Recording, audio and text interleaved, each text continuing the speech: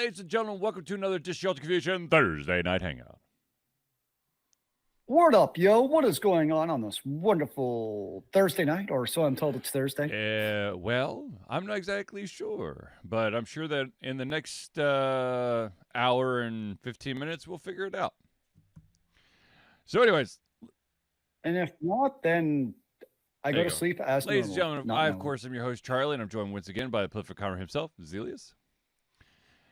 This is the Thursday night show. There's this Thursday night hangout. This is a live show where we try our best to cover the topics most important to you during the show. At any time during the show, if you want to add your comment, your topic, your question, the subject matter, whatever you would like, all you got to do is drop it in the chat, be it on Facebook, YouTube, or Twitch, and we'll try to add it to this show. Now, of course, if we do run out of time, we'll add it to the very next show. And without further ado, let's get into it. And now, Zealeus, I want you to kind of explain this reaction video thing that you posted about. So I'll let you start with that. Sure. So basically, it's a dude. Let me actually get the guy's name. What's his name? So Darth Microtransactions. So he was reacted to by another very popular YouTube streamer, Asmongold, and somebody else who I haven't actually watched the original video because I don't actually know who the other person is, basically posted a video kind of questioning if Asmongold actually cares or has any respect for the streamers as he is reacting to the videos. I thought actually, because basically his argument, from what I gathered, is Asmongold is basically doing these long videos on the backs of what other people are posting and streaming on YouTube. And he basically just sits there in the corner, not doing anything, which I found an interesting take because I've watched quite a few of Asmongold's, like previous to this whole thing. I'd actually watched quite a few of Asmongold's reaction videos because they're usually tangentially related to some of the action RPGs I watch. And one of the reasons I actually watched them is because it gives a lot of feedback. Before this, I'd always been into reaction videos for music videos, particularly in the metal scene.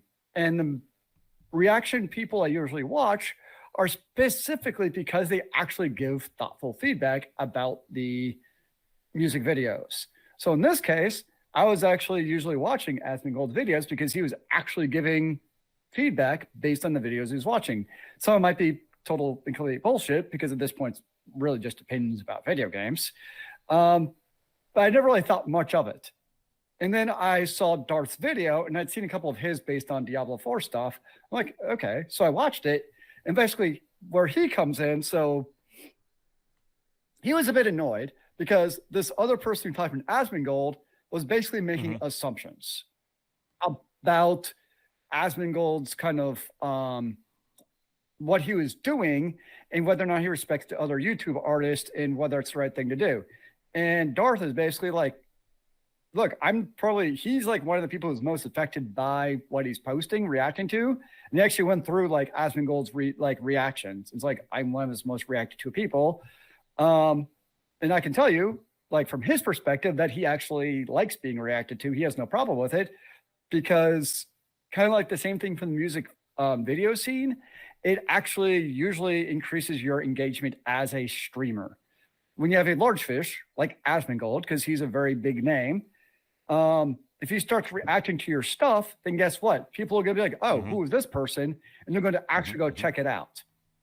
I'll admit on my end, there's a little bit of like cynicism in that, like, it does seem a little bit weird that Asmongold is making, that's streaming monies off of somebody else's videos.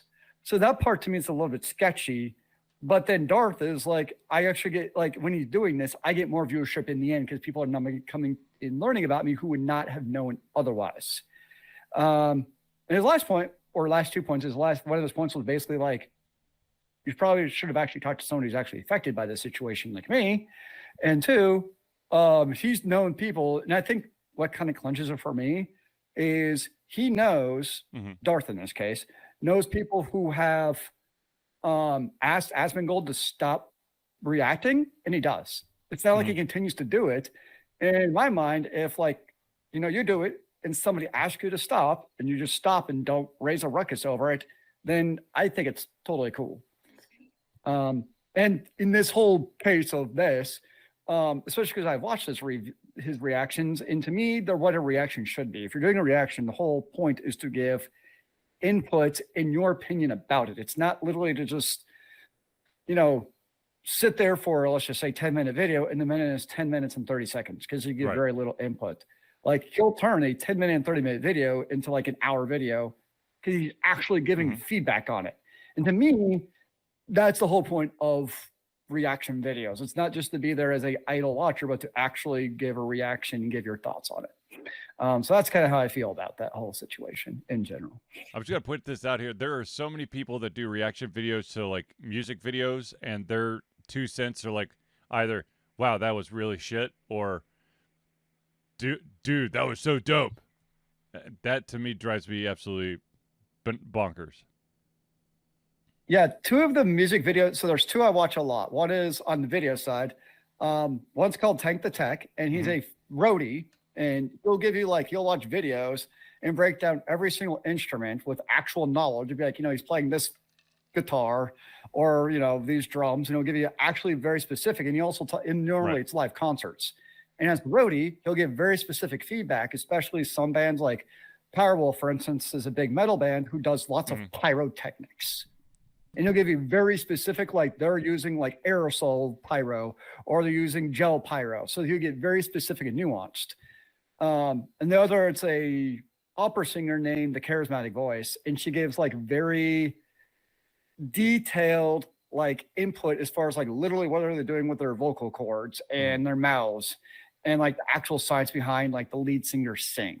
So it's like kind of 2 different ways of looking at it, but that's the reactions I like, is they give you actually a reason to watch it. Besides them just staring at the screen or maybe nodding their head through the entire thing. That I agree is pointless. And yet so many people do it. Anyways. Maybe I'm missing my call. Maybe I could just sit Rose in front of the screen and she can be the reactor. If she claws Zealeus' eyes by the end of this music video, the music video is shit. Yeah, another day, and Zealeus still has his eyes. Congratulations to this music video. So what are your thoughts about like, I always thought music reacting was pretty straightforward, but I could see a different slant on that for like reacting to somebody else's video and basically repurposing their stream. I could see a different opinion. What about you?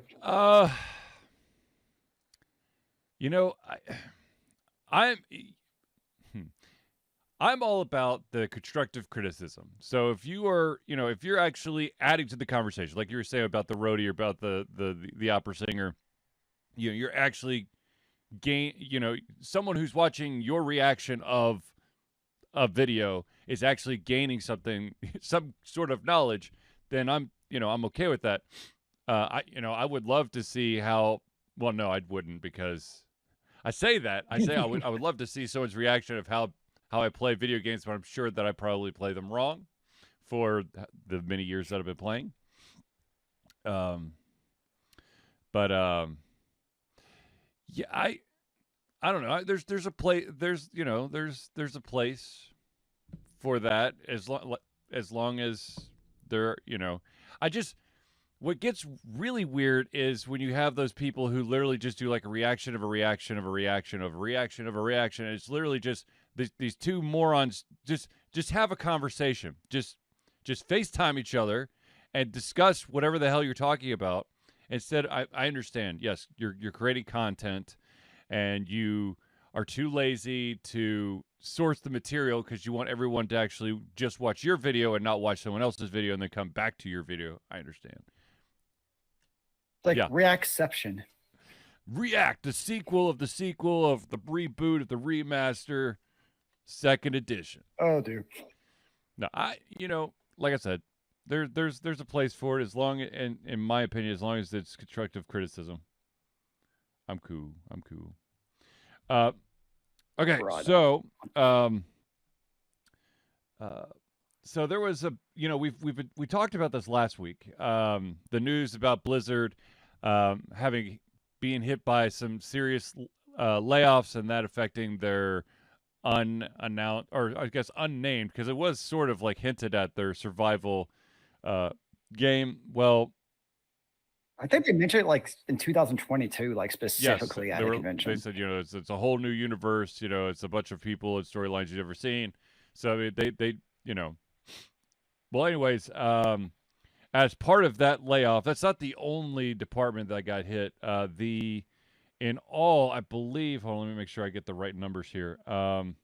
There were 1,900 employees that were laid off last week. And one of the, or I guess two of the departments that got hit really hard were the eSports departments for Call of Duty and Overwatch. Now, of course, I can kind of understand. I sort of can understand Overwatch because I figured that that's probably some holdovers from the Overwatch Pro League. But every single time a company merges with another company, you're gonna see, what do you call it? Staff reductions. Staff reductions. I was trying to go for a prettier word, Yep. but of course my brain just went. You're not going to be that smart tonight. Streamlining of the streamlining. resources create better efficiency and synergy among the resources. Yeah, exactly. So, anyways, I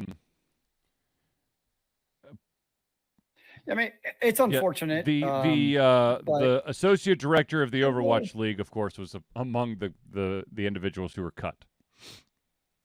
Which, of course, the Overwatch League no longer exists. So, yeah, I'm rather curious to see long term where does this actually leave Activision and Blizzard in the grand scheme of things. Oh, here's another layoff that's kind of fun. One of the other individuals who was laid off was an Overwatch caster who just last week hosted a video introduction of Overwatch 2's new eSports plans. You won't be around for it. Oh. Yeah, it's unfortunately part of the game, or part of the industry. Yeah, but it's also crazy with this though. Like so much of the landscape is now owned by like 3 companies. Xbox, oh yeah, Microsoft. I mean, especially the esports, they own such a large swath of it. Maybe. I mean, you got them, you got Tencent owning a lot, and then Yep. Sony. Yep. I know that there was that mega group out of Europe called Embracer, but then they've basically been shutting down studio upon studio as of late, which has kind of sucked. I think that Blue Mammoth is still alive, though. I'm keeping my fingers crossed for him because Blue Mammoth, of course, is from Atlanta, and they are the masterminds behind Brawlhalla. Yeah, dealing with the robotic stuff, you get a lot of like programmers who come in, like student programmers, and they all understandably are enamored with also being video game developers. Yeah. And like a lot of times, like, hey, like, what do you want to do? They're like, I want to become a video game developer because that's cool. I'm like, send them my way. I'll set them straight. I was in the industry for so a second. I usually try to have a nice little conversation with them of, it's the turn and burn, and it's that's not glamorous. I mean, spit you up, chew you out when you get out of school. The other thing is when you first get out of school, you do not get to choose your project. That everyone's like, oh, I'm gonna, when I get out of school, I'll join with Bethesda or one of these companies, and I'll help make the next big RPG. No, you're probably gonna be working on pretty Barbie Princess. And I shit you not, one of the guys that I graduated with back in the day, one of his first jobs was testing the durability of the disc tray for one of the consoles. Literally, all he did all day was push the button, open and close. And I imagine also when you're fresh out of college for the first many, many years, you don't have any say over what actual design decisions anyways.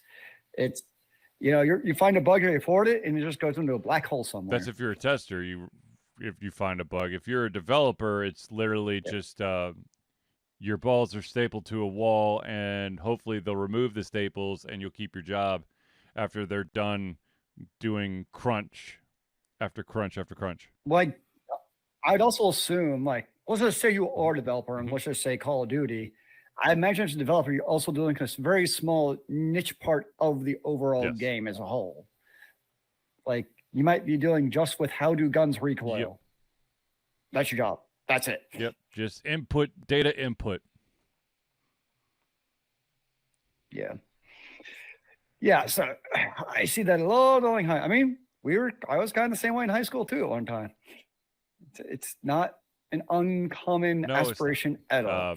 Now, speaking of games, not in the video game realm, but in the pencil and paper or tabletop realm, it turns out that for the second year straight, Kickstarter has seen a downtick in revenue from tabletop projects. Now, I think it's partially, to be honest with you, I think that one of the reasons why you're seeing 30% less on average on their campaigns in comparison to 2019. I think that part of it is that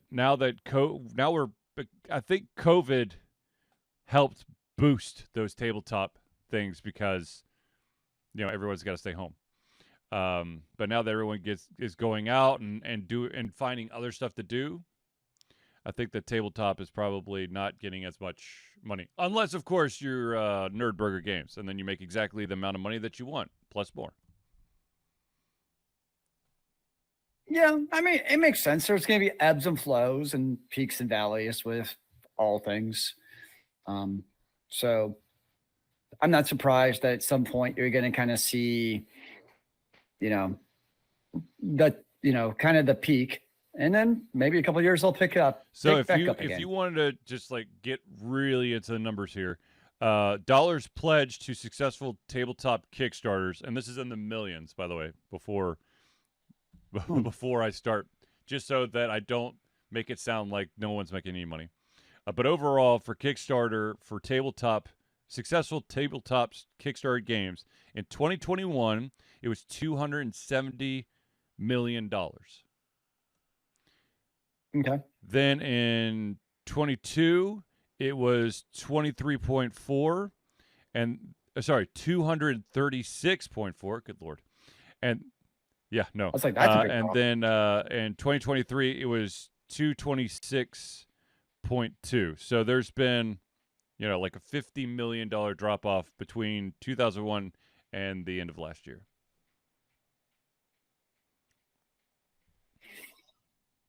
Yeah.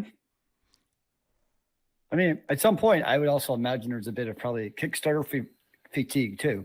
Like, you do so many Kickstarters from year to year, at certain points, like, I have enough XYZ from this genre. Why am I going to do more? And then also, you got to think as well that some of those Kickstarter projects that happened in 2021, maybe those like were like succeeded way over their initial goal. Like they really, or maybe they were, their goals were, a much higher thing. Maybe people are doing smaller projects now, and is being reflected. I'd be interested to see how many, like the number of projects instead of as a comparison to the amount of money, which it doesn't give me is how many projects.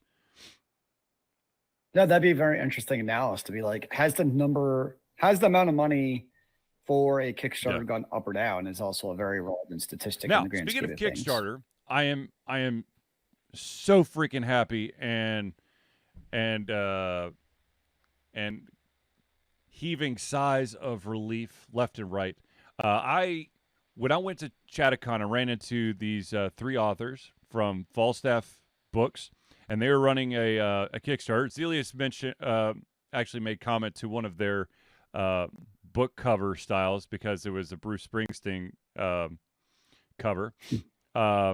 And Yeah. they literally, like, with 24 hours left, they are gained 100% funding. They actually made it by $23. Nice. Yeah. Oh, jeez. 227 backers, and their pledge goal was $15,000. They made it 15. What was that Kickstarter called again? New Year, New Books by FalStaff Books. And let's see. Oh yeah, that was the one with like the three different books. authors with different book series. I'm trying to see if I could get to. There we go. Now I could get to my pledge level here. Let's see. Where? 5 new books. Mine? What it was. $23. Yeah. That's awesome. Hold on, where the hell's mine? I'm trying to remember which one I pledged, because it should give me an indication of. No, I pledged. Gosh darn it, I pledged while I was there. Let's see here. Okay, there it is. I was just curious to see how many people at the level that I pledged. Oh, here we go. 19 people at the level I pledged. So Nice. I will receive signed trade paperbacks and ebook copies of all the 5 new books. Sweet. Get them all inside. Yeah. And I restarted one of the authors, John Hartness. I restarted his Quincy Harker series. It's literally like if Constantine was Southern and part vampire. So anyways, congratulations to FalStaff Books for making it by $23. Indeed, that is pretty awesome. All right. So once upon a time, there were this was about 12 years ago, there was a game that came out, and it revolutionized everything. Or maybe not revolutionized, but caught everybody's attention. And to this day, it still draws a huge-ass crowd to it on the daily. And that game, my friends, is a little thing called FTL, Faster Than Light. Oh, now, yes. The really interesting or cool thing that just came out is that there is an unofficial expansion that has been, I still can't figure out if it's just arrived. It was created by a Multiverse team. It contains 200 new ships, 800 new enemy ships, new weapons, new crew types, combat rebalancing, an overhauled UI, and new combat augments. Which, of course, means that Charlie will be once again going back to FTL and losing his effing mind. Just thinking about going to FTL stresses me out. Once upon a time, I was rocking it for a while. That stresses me, man. I was rocking it for a while. Like, I literally, I don't remember when I did this, but I know that I made a big deal about it on Thursday Night Hangouts, was that I was bound and determined to unlock all of the achievements. And I'm still short by 2. But those 2 damn things I can't do. Well, it's like 2 of them that are just unattainable all for right. me. You need to engage another 24-hour gaming marathon this weekend, and that's all you attain for, is the 2 As much as I would love to, I'm actually coaching a youth basketball game on Saturday. You have a laptop? I have to actually be an active participant. No, I cannot. Can you multitask? I cannot coach youth basketball and play FTL at the same time. I'm like 9. It'll be fine. No, this game actually will determine who the 1 seed is for the playoffs next weekend. Oh, so you guys make the playoffs no matter what? It's fine. We have the ability to get anyways. FTL, unofficial expansion, has a ton of stuff coming. And if you're an FTL fan out there, I'm sure that you're probably jumping all over this. So, but that's exciting, man. Like, You have to See, buy I it, don't, or like how do you? okay, it says it's a fan-made sequel available right now. I don't know. It's a mod. So I guess I'm it's hoping. free. Interesting. Oh, I know, it's very fascinating. fascinating. Anyways, I'll be finding out about that. If anyone out there actually knows more about the FTL unofficial expansion, and maybe it's already dabbled with it, you've got to tell me how much of my life is about to be sucked away again. I mean, based on the amount of releases, it sounds like all of it. Now, speaking of gaming, I know that I'll be hinting at this later on when I talk about Patreon, but I am almost done with my playthrough, so early access playthrough, for the game The Invincible, which is okay.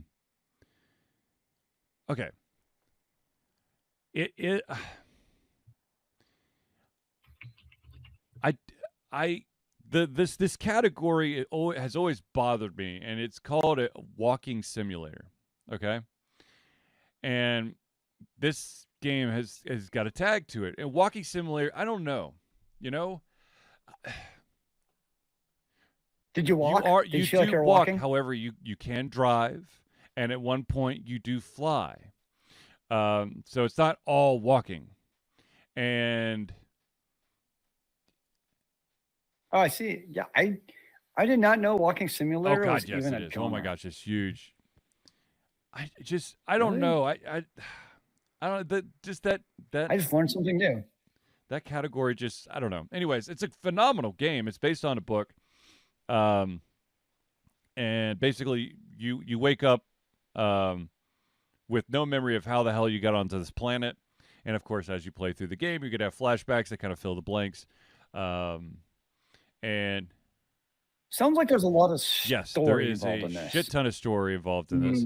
And your actions, because you'll be given choices, your actions will help shape the rest of the story. I don't know if you could technically die. And maybe that's why they call it a walking simulator, because literally you will go from point A to point B. But it's not like it's not on rails. I mean, you could go walk to different places. You know, you could backtrack or go off somewhere else where you're not supposed to, and there's nothing there. But anyways, be on the lookout for that. It's coming soon, since it's on my mind. Okay. How about the sad news for many people of the fact that a game is being delisted, first on Steam and then on other platforms coming soon, and that, of course, is Spec Ops. The oh my gosh, I cannot read my own handwriting. It's story of my life. Spec Ops: The Line. On my little thing, it basically looks like it could be List or Sin, or I don't know. I wrote it really quickly, so it, you know. Anyways, Spec Ops: The Line is being delisted on Steam and it will be soon on other platforms. It is 12 years old, and they're basically stating that several of the partnership licenses are now expiring. So they are they're going to remove the ability to purchase it. However, players who have purchased the game can still download and play the game uninterrupted. 2K would like to thank our community of players who have supported the game, and we look forward to bringing you more offerings from our label throughout this year and beyond. Which, yeah, I mean, welcome to the life of perpetual licensing. Yes. License a game with its music and assets for X number of years, and after those years, yeah. This apparently has been always like near the top of a lot of people's lists for games that fly under the radar. I mean, it's a cult classic. It's been out for 12 years. That's a hell of a time to keep it going. But that's... Well, I guess I won't be able to play it. Oh, no. What am I going to do? Yeah, third-person military shooter. Okay, so I've never been a huge military shooter, period. So I've probably saw the game on Steam and on any of the other platforms that I'm sure that I stumbled across it, but it's not really my cup of tea, so I just would pass it, would be my guess. I mean, there's always time. You never know. Of course, as this news has come out, there has been a huge uptick in panic buys to make sure that if this game was ever close on your radar, that you buy it now so that you don't lose the ability to buy it later. Or I guess, yeah. It is nice that you still get to play it, even after it's getting delisted. Yeah, I mean, I guess if you're that eager for it, then you should buy it. So here's my question. I'm going to ask Zealeus, and I ask the audience as well. Audience, please chime in on chat if you would please. When a game gets delisted, do you like the fact that individuals who have bought the game can continue to play it, or do you think that delist means just kill it? No, I mean that's why I don't really have too much of an issue in this case with the delisting, because the people who purchased the game are still able to actually play it. So I think that's the biggest fear, is a game gets delisted and all of a sudden you can no longer play it even though you purchased it. I mean, that plays right into kind of the, I've just sneezed, it's really annoying, right into the Game Pass subscription thing. Like, once you let a Game Pass subscription pass, if you downloaded and purchased that game through your Game Pass, you didn't actually do it. You just had it during the duration of your Game Pass.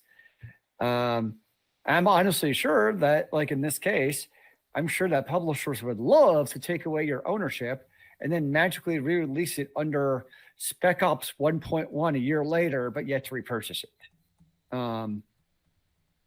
But as long as, you purchased it and you own it, then, or I mean, own as much as you can own a game nowadays, but you can still download it and play it, then I'm pretty ambivalent about it. I mean, that is the way it should be.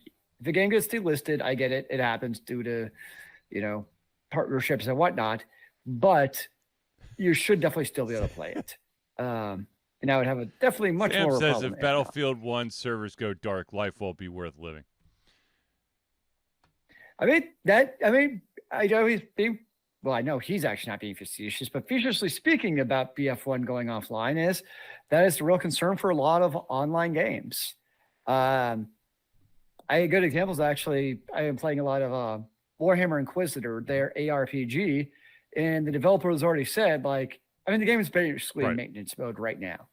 And they've already said that, when the game it's going to go offline at some point, they are going to offline mode for it. So once it goes offline, you'll lose, obviously, the offline parts of the game, which makes sense. But the core single player part of the games, you'll still forever be able to play that. And to me, that's totally cool. Yes.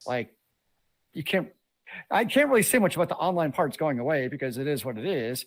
But as long as you can still play that core single player part, and that's what they're working on, I'm totally that's the unfortunate thing, is there are instances of companies that when they take down the multiplayer, they take down everything, even if it has a single player. I mean, that's a good question though. So a game like Battlefield 1, okay, let's take, I'm more familiar with Overwatch, but a true online FPS, or actually Overwatch 1 is actually a great example where, they discontinue those servers for the game. You can no longer play it. I guess it's technically circumvented because Overwatch 2 is free to play, whatever. But I mean, that is a true thing with truly online, usually PvP games. Once they're offline, there's not really a whole lot coming back from that. Yeah. MMOs are another good example too. I mean, once an MMO goes offline, With the exception of City of Heroes. well, technically the OG City of Heroes still exists. Is it still active? I thought they shut that down. I thought the OG one was still online, just dying. I don't know. I remember the news story. I never played City of Heroes myself. That was back in the day of subscriptions. Back when all the MMOs had subscriptions at one time. Yeah, I mean, if you're going to delist a game, I think that it's only fair that, I mean, apparently I would not be surprised if Ubisoft's approach going forward is that when the game's delisted, not only do you lose the ability to re-download it if you purchase it, but the game's dead. Because that's the vibes I'm feeling from Ubisoft these days. Oh, I'm sure a developer is going to try that.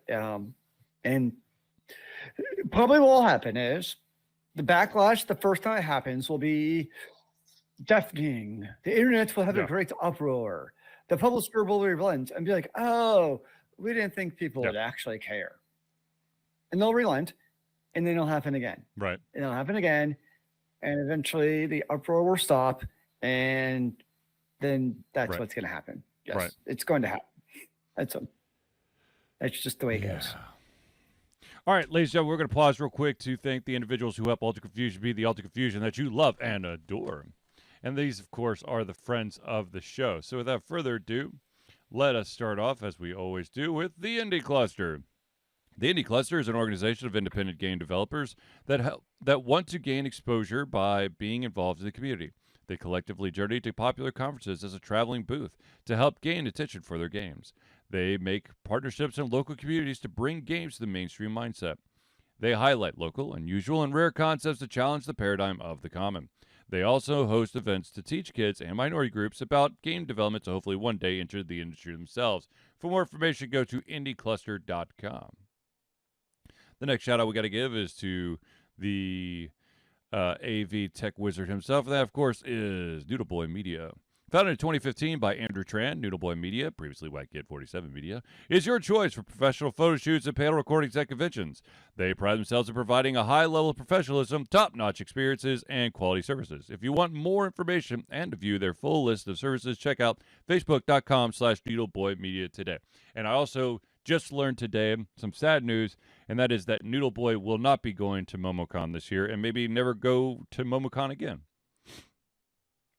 Yes. No. Very sad. Very sad. And it's not a travel thing because he will be here for AWA, which is Anime Week in Atlanta, just in case you're wondering. All right, the next shout out we got to give is to the individual who can help get those aches and pains out of you after long gaming sessions. That, of course, is Hero Chiropractic. Hero Chiropractic is a unique healthcare practice set up by Ryan Moore, the company's focus to elevate a patient's experience of freedom, creative expression, and joy. They believe that everyone can be a hero and has incredible heroic potential inside themselves waiting to be unleashed. Hero Chiropractic focuses on mobile chiropractic care in the greater Atlanta area.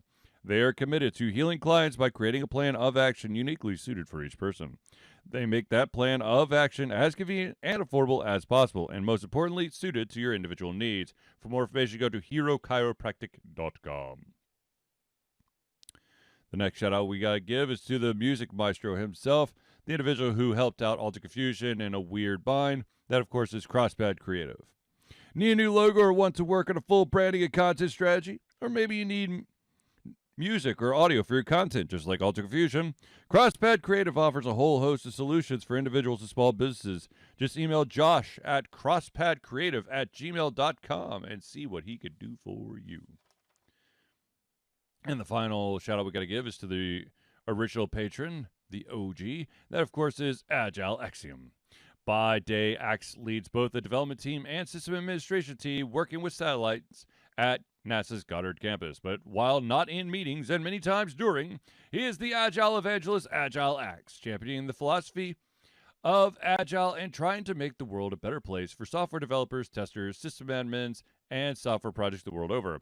Decades of experience in software development and leading Agile teams are brought to bear against evil processes, inefficient work, and bad habits. For more information, go to agileaxiom.com. And of course, if you're interested in at the Agile Life, check out the book that he's written. All right. Ladies and gentlemen, I know that you are now dying to know, how do I become a friend of the show? Well, it's quite simple, my friends. I will tell you right here, right now. Ladies and gentlemen, Alter Confusion survives the love and support of of fans like you. And so we have a Patreon page. Patreon lets you, the fans, lovers, haters, demigods, interdimensional beings, gods, demons, aliens, mummies, werewolves, vampires, swamp creatures, supporters, and more to become active participants in the work that we love through a monthly membership. This gives you access to exclusive content, community, and insight into the creative process. In exchange, we gain a bit more freedom to do our best work and the stability we need to build an even stronger creative career. We currently have 2 different tiers. There's the $1 tier, that's $1 a month or $12 a year. And what that gets you is early access to all of our playthroughs, as well as the ability to participate in patron-only posts and polls. If you're feeling a little bit frisky and you would like to actually have your name or organization added to every single Thursday night hangout, that, of course, is the $5 a month. That's $5 a month or $60 a year tier. And like I said, you get everything at the $1 tier plus your name or organization added to the Friends of the Show section of every single Thursday night hangout. So if you want to become a patron of Alter Confusion, go to Patreon. That's patreon.com/altered confusion today. That is so much spelling, my brain can barely handle it. Just think about the days of when we used to spell out a lot more stuff. The other day, like, you know what I actually really hate is programs that have terrible spell check. Like, will you Slack? It's like the worst spell check. Like, it never, maybe it's just because it could become a terrible typer is very, very possible. But I feel like half the words I mistype, I can't get. So I literally copy and paste the word to Google, type it in, it auto-corrects it, and I have to type that back into Slack to get the word I was looking for. That's usually... Hashtag motherfucking first. I'm going to be totally honest with you. There are several times where I'm trying to type something out, and spell check's like, I have no idea what the hell you're doing. So I just put it in the Google search, and I just type it the way that I think it is, and then Google goes, yeah, this is the word you're looking for. That's probably obviously what I use Google mostly for nowadays is like sometimes there's words where I'm like, I don't even know how like to start spelling this word because the stupid English language and our non-phonetic spelling. So an interesting topic was brought up to me, and I want to put it out there. As many of you know, at the beginning of the year, a certain IP went into the... Oh my gosh, why can I never remember this damn thing? Thank you, public domain. Public domain. I keep thinking common rights, and I'm like, that's not right. Public domain. And that, of course, is Steamboat Willie. And they, of course, are making a horror game, horror movie. And I'm pretty sure that they've been the director and writer and all, and the studio is basically sitting on the ability to actually say that they've done this. Until beginning of the year. But this brings up an interesting thing. What other current public domain IPs out there do you think should an individual try to do a horror movie for? I think the obvious one is Alice in Wonderland. We see all the video games based off of it. I mean, there's tons of that type of So I would say Alice in Wonderland would be my top choice. I think that a very dark, twisted Alice in Wonderland, or just a Wonderland, that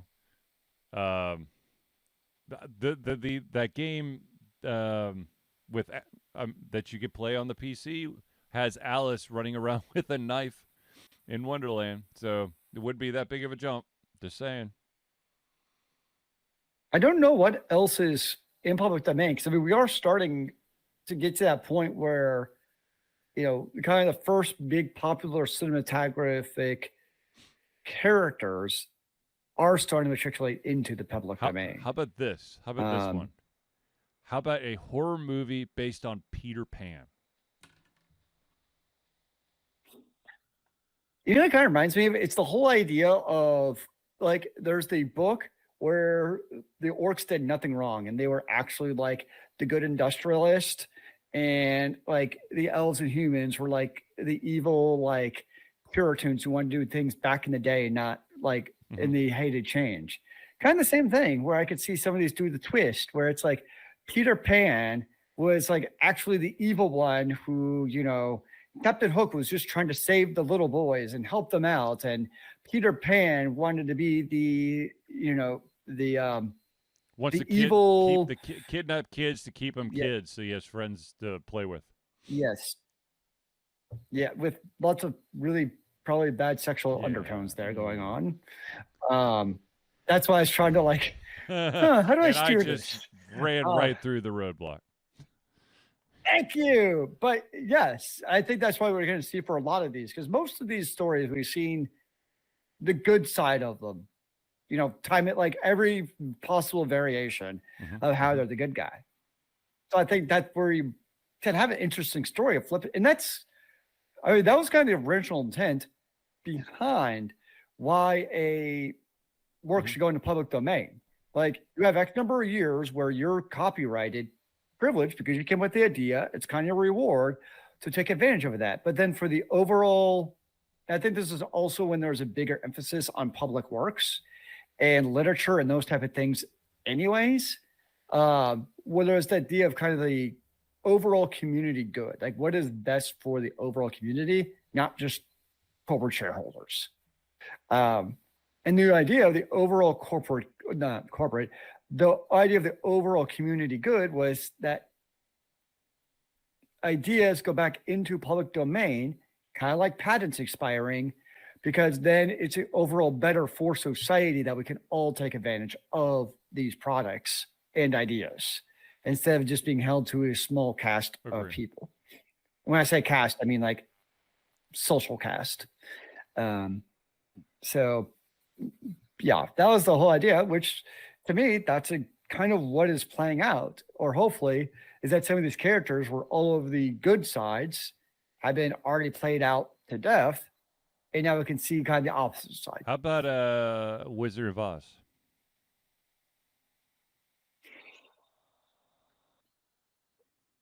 Well, isn't that Wicked, basically? The Wicked was... I mean, I guess in a way, you've already kind of trying to see it, maybe not that way, but at least like from the other person's perspective. But again, I can see it taking a step further. Where, you know, the Lion is actually a big evil lion who has rabies and is trying to affect all of America. Actually, and, you know, the Tin Man is actually he's actually a serial killer. And the only way that he was stopped was that he ran out of oil. Yes. So, yeah, I think, yes, you can see all these kind of go the other way. Gulliver's and see what Travels? You can do. I think they could be fun. Gulliver's Travels could have some interesting islands. Oh, geez. I'm just, you know, I'm just looking at some of these public domain things. Oh, now the question is though, will you get any actual Hollywood backing to these types of movies? Because by and large, I don't think Hollywood's going to like them because they want to protect their own. Yeah, like, they don't want to, you know, like. The entrenched Hollywood, maybe is a better way of putting it. I think there would have to be a streaming service where, that's trying to set themselves apart. Yeah, I could see that. Here's a big one, and I'd actually would be very interested to see.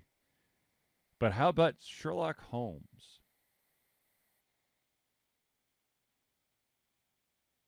You mean House? Yeah, I mean, I think you've already, I mean, obviously not Sherlock Holmes, but we've already seen a lot of derivatives of the detective story. Yes. So that one, sure. But I think when I think of what will be interesting in public domain are the more fanciful ones. Like the ones you associate with like, you know, Disney classics, basically. Just ruin my childhood. That's what we're going to do. Well, I mean, most of the original Disney stories are pretty freaking dark. So it's okay, Nakamoto. It's okay. Is Bambi public domain? by this point? I don't know, but she's gonna die when she is. Bambi goes after the hunters, turns into Rambo. All of a sudden, like laser bolts come like out of her antlers and can just start taking down everyone. Yeah, I'm looking it up real quick. That's what I'm talking about. Okay, which Disney characters are in the public domain? Okay, so Steamboat Willie, and then Winnie the Pooh, which is why we see we've seen the horror Winnie the Pooh. I don't consider Sherlock Holmes a Disney character, and I don't consider Robin Hood a Disney. Yes, did they do a Sherlock movie? Yes, they did. It was The Great Mouse Detective. It was phenomenal. And then Robin Hood, yes, they did the Robin Hood where they basically what's the term for it? Where the people, it's not people, it's animals, but I can't. You mean, or the greatest Robin Hood story ever told, Robin Hood, Men in Tights. Yes, this is good. I think that there's potential. There's always potential with taking an exhausted IP that's now in public domain and making something new of it. Give it a different spin. I mean, that's really what, I don't know if they give a really different spin, but the BBC and I think it was ABC. BBC did Sherlock, and then I think it's ABC did Elementary. But what's going to be really interesting to me, though, so I just looked at tunes and superheroes coming into public domain over the next decade, and you got really big ones like Superman 2034, characters from J.R.R. Tolkien's The Hobbit 2033, Batman 2035. I think the ones we've already had probably flew under the radar by the vast majority of people. But I think you get ones, especially like now you get these like Supermans and Batmans. And I think when people try making like derivatives of that, I foresee the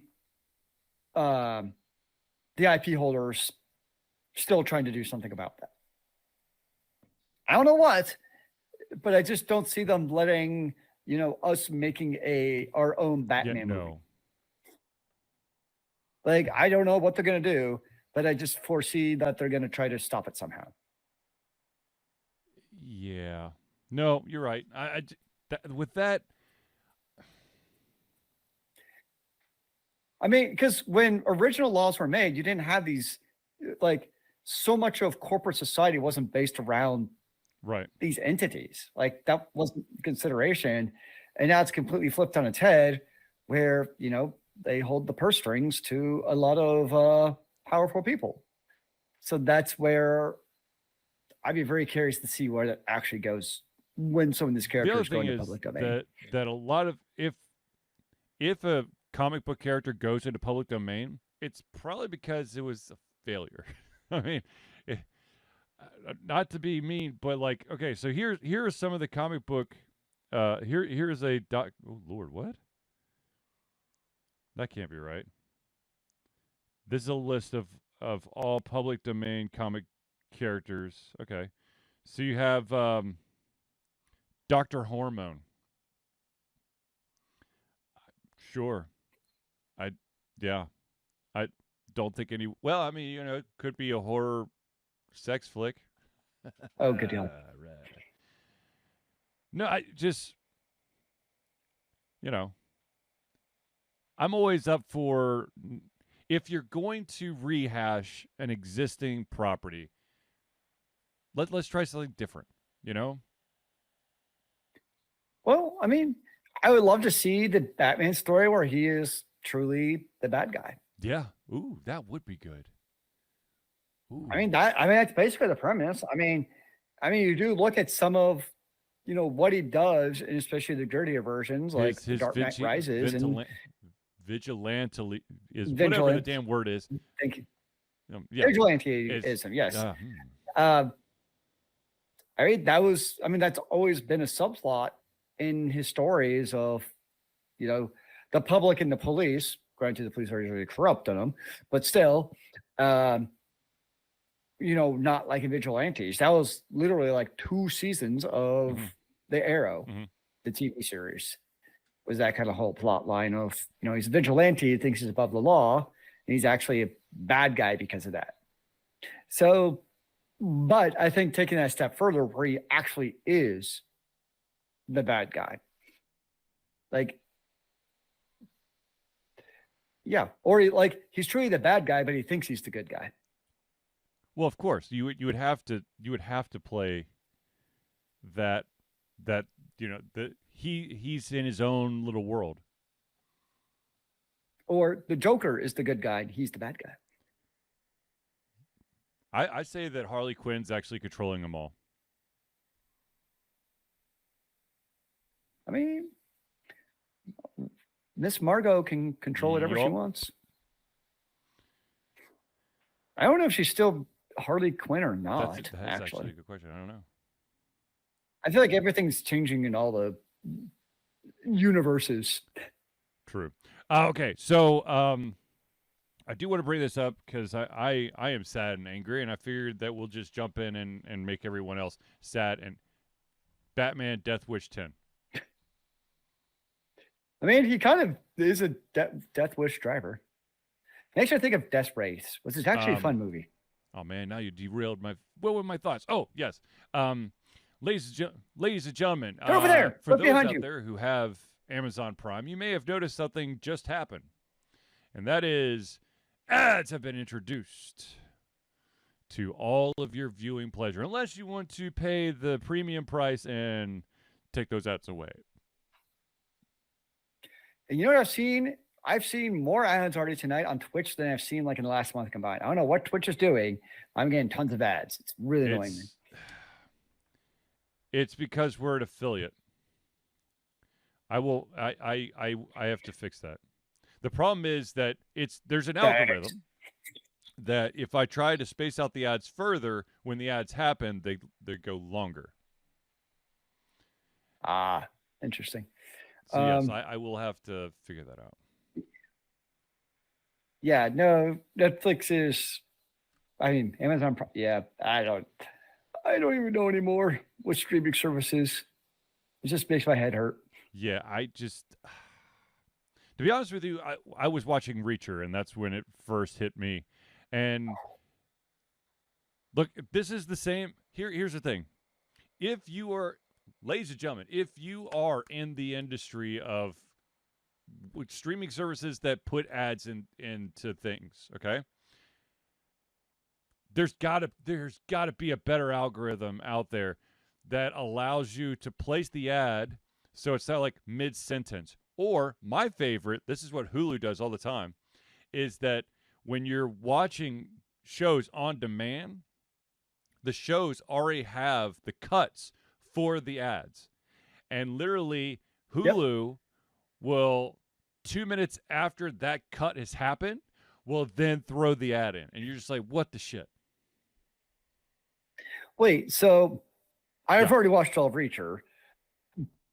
Like, Reacher has badly placed ads, as far as timing goes? They place it mid-sentence. Of all the shows they think they could figure out the ad placement on, you'd think it'd be a show that Amazon actually owns. They'd be like, yo, scrub intern, go watch our Amazon originals and tell us when the ads algorithm is, what's the length of the episode? Divide it by 2. Right there. That's where the ad's going to be. That's just dumb. That's just dumb. I don't know how else to put it other than dumb. Agreed. Dumb. Did you hear about was the new Suicide Squad game about? I heard it's a complete and utter shitstorm. Yeah, they had That's the what early I've access, seen. and then they had to basically shut everything down because everyone was getting the complete game achievement after playing 10 minutes of the game. The game I'm interested in is releasing later this month is Last Epoch. I'm very excited about that. ARPG, everyone should go pick it up. It's an early access technically still, but it's great ARPG. And then coming out later this year is going to be Dragon's Dogma 2. I mean, did you ever play the first one? It, but I don't think I ever actually played it. Oh, fantastic game. So the basic idea is you're arisen, and you have powers. Imagine that. And part of your powers is you get to play with 2 pawns. And so they're like your companions, and they can be literally whatever you want. Like you customize their oh good gosh, not race, their class. So, you can be like the melee person, and then your pawn is like the sorcerer person, and the one's the healer person, or vice versa. They can be the melee meat shield, and you're just sniped from behind them. But the gameplay is just awesome. Definitely highly recommend it. It's a great game. I mean, at this point, I'd just probably wait for Dragon's Dogma 2 to come out. There's a chance that Dragon's Dogma 2 may actually be a like full on purchase for me, but we shall see. I'm trying. When does that come out? It comes out March 22nd. So, ladies and gentlemen, go get Dragon's Dogma 1 and sprint through that mofo so that you're ready for number 2. Ooh, I don't know how hard I spent through Dragons. Like, it's also a thinking RPG. Like, if you just sprint through it without like considering your options, you'll die and you'll get swarmed. Like, most RPGs, especially hack and slash them, you can get surrounded by like 100 units and just like 1 or 2 click the screen away. Yeah, that does not work. According to howlongtobeat.com, the average playthrough for the original Dragon's Dogma is 37.5 hours.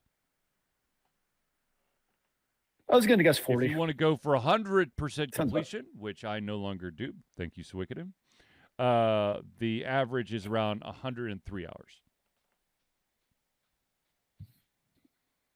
I was going to guess 100. Zealeus, looks like you're pretty close on both of them. I put a lot of hours into it. It's a good game. And it's very distinct classes too. Like, I've been an ARPG kick lately, so a lot of ARPGs, like even sorcerers versus melee characters, kind of feel and play the same. Like you kind of could play both from range, both from melee, like they just kind of do their thing. But like Dragon's Dogma, like the classes are distinct. It's like a completely different playthrough, depending on what class you play. And even then, like you got melee, like heavy weapons, super slow. So you better plan your attack. Versus you got like your dagger dude who's like really quick. How was that, Zealeus?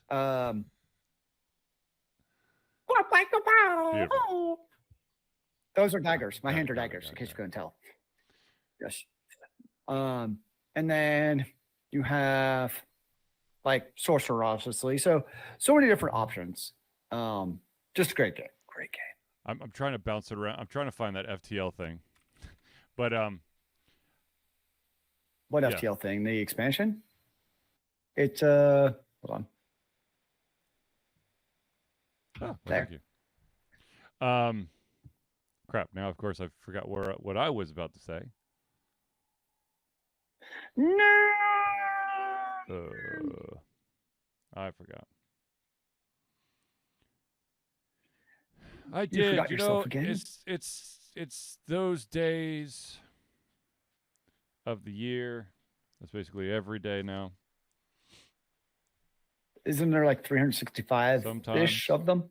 You'd be surprised. Sometimes those Depending days on the they year. slip. Wait, is this a leap year? There's 2024. It's the in value. February this year. It's gonna throw me off big time. I don't know if I can handle this. I'm sorry. Anyways, so Gazoon time. Although no one actually heard you sneeze, but I saw Zealeus do the sneezing motion, so therefore Gazoon time. Yeah, I mean, for me personally, I'm just going to try to get through the Invincible and then make that playthrough, and then for those who are patrons, you get the early access. And for the first time, I don't know why I've not done this in the past because this really screwed me over. As soon as I'm done with the Invincible, I'm going to write the effing review instead of waiting for the early access to the playthroughs is done to write the review, because then I can't remember the damn game. That's probably smart, so you don't forget what you actually did. If you want to find a fun little, it's a small little game, but it's also challenging as fuck. But there is a game called, make sure that I get it right. It is called Thronefall. It's by the same guys who made. Of course, I just blanked out on what they made. Oh my gosh, what is the name of the game that they've also made? It's Grizzly Games. Grizzly Games has. Well, apparently it's not the company I thought it was. Anyways, it's basically like a tower defense game, but it's like a minimalist tower defense game. It is a lot of fun and is also very challenging.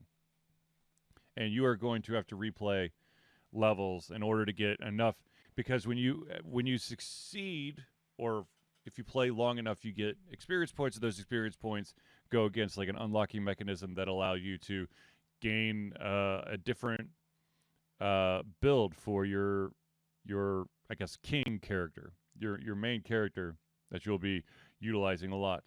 So you could get like a bow or a sword or a lance or a magic rod, and you can unlock like things to allow you to gain more money, because you're going to go wave after wave after wave, and enemies will sometimes drop money, but most of the time you're going to be getting money from the buildings that you have, and you'll have to utilize that money as best as possible to build walls and sentry towers and buildings for warriors or archers. And some of the later waves in each of these levels is fucking insane. But it's a good game. I highly recommend it. If you're looking for something, if you've got a PC, just go to Steam and check out the game. Of course, what's it called? ask that question because I totally play Thronefall. I mean, you said to check it out. So how did you check the game? Yep, Thronefall. Thronefall. So, anyways, but that's my 2 cents, and I'm sticking to it. Those are some good cents, sir. And of course, I've been watching a shit ton of anime. So, of course. But yeah. Anyways, Zealeus, any closing thoughts? It's a beautiful day to be alive. Yeah. I'm trying to get a link to the first Quincy Harker book, because I keep talking about it. There we go. Raising Hell. You have talked about it. Just anything by this author is pretty freaking sweet. So, in my honest opinion. But then again, I'm a huge like science fiction fantasy junkie. I mean, I just reread and had to purchase every single book separately, because in the ebook store they do not sell the Great Book of Amber together. You have to buy them book by book. Yeah. But I read all 10 books again. It was a great experience, as it always is. Yeah. I just finished. What book did I actually just finished? I have to look at my order list. Have you really gone ebook, or are you still only in the physical? Oh, nope. I still killed trees, and I'm proud of it. My wife has finally thrown in the towel and has gone to ebooks.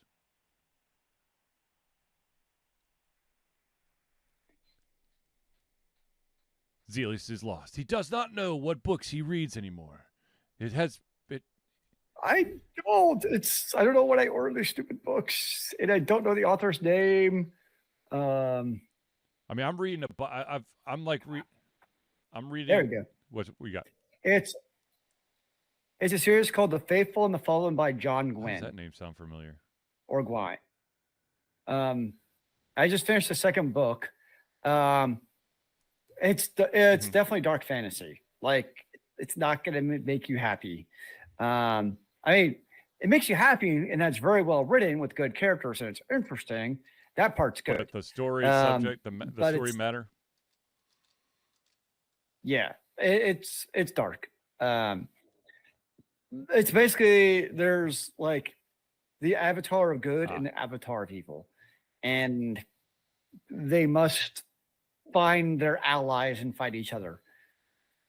But I literally don't want to say any more than that because I'll start giving away like plot, like spoilers. But if you like kind of the darker stuff, like a Glenn Hook type of like dark, gritty, or what's the other one?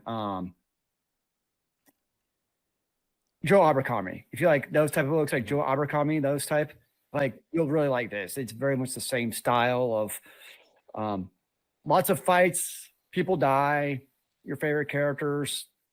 Not quite as bad as George R. R. Martin, but some of your characters may not be there when you wake up to the next page. I know. But no, it's good. They're well done. The second book is better than the first one. I'd say that. And part of it, I think, for this series is like there's a lot of buildup, like because they're building up to a great big war, people, fighting and stuff. So the first book was definitely more of a buildup. And the second one's still building up. Like each book really is going to be building up for the next one. But yeah, if you like those type of books, that's definitely a solid Also, I do want to point out there that the Quincy Harker series was almost a TV show, but it fell through at the last minute. I have such mixed feelings about TV shows and books because so often the TV series has absolutely nothing to do with the damn book.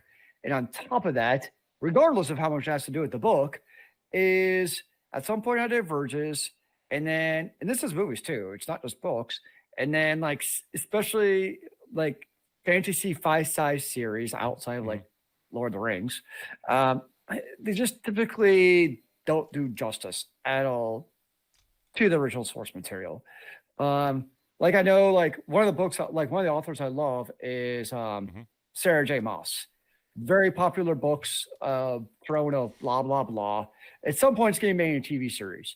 But I'm afraid it's going to be something like City of Bone or any of those where it's just they get not great actors, the story diverges, and ends up getting picked up on like CW14.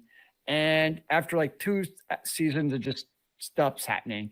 So that's where everyone's like, hey, it's going to be made into a TV series. Or you got all these ones on Netflix, like Fate Week Saga. And there's other ones, like kind of these young adult styles where they got made in TV series. For the most part, they actually weren't bad, but they just don't have the following that you need to have to justify season after season. I think is what ends up happening. Or you look at what happened with like the Divergent series where the movies just became terrible. First one's good. First Divergent series I thought was actually really good, and then it just I'll throw a book series in that was amazing, but they made one movie and it killed it. That's the Mortal Engines series. Yeah, I mean, this is a super common theme of all these great sci-fi fantasy series they tried making.